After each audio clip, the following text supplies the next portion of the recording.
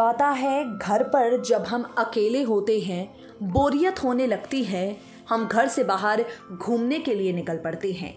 लेकिन एक पल के लिए ज़रा सोच कर देखिए, आप घर से बाहर घूमने के लिए निकलें और आपको आपके इलाके में कोई दिखाई ही ना दे।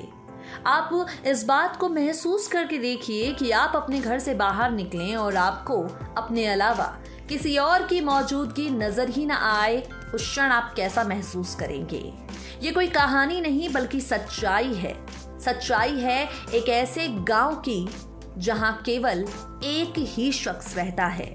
शहरों की जिंदगी दौड़ती भागती है, गांव की जिंदगी इससे बिल्कुल अकेली होती है।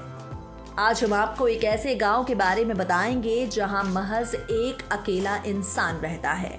हम बात कर रहे हैं रूस की सीमा पर बसे डोब्रुसा गांव की।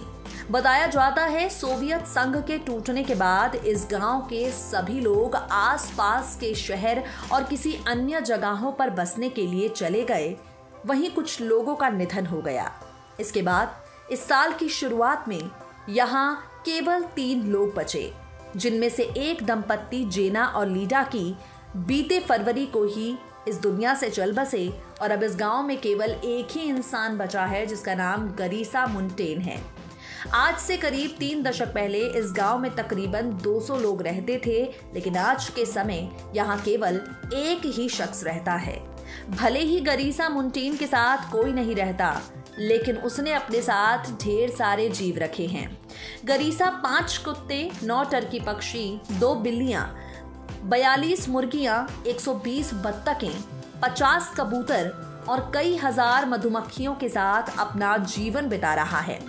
इस बारे में बात करते हुए गरीसा ने बताया, मेरे गांव में करीब 50 घर थे, लेकिन अब अधिकतर लोग सोवियत संघ के टूटने के बाद नजदीकी शहर जाकर बस चुके हैं। अकेले रहने की वजह से कई तरह की परेशानियों का सामना मैं करता हूँ।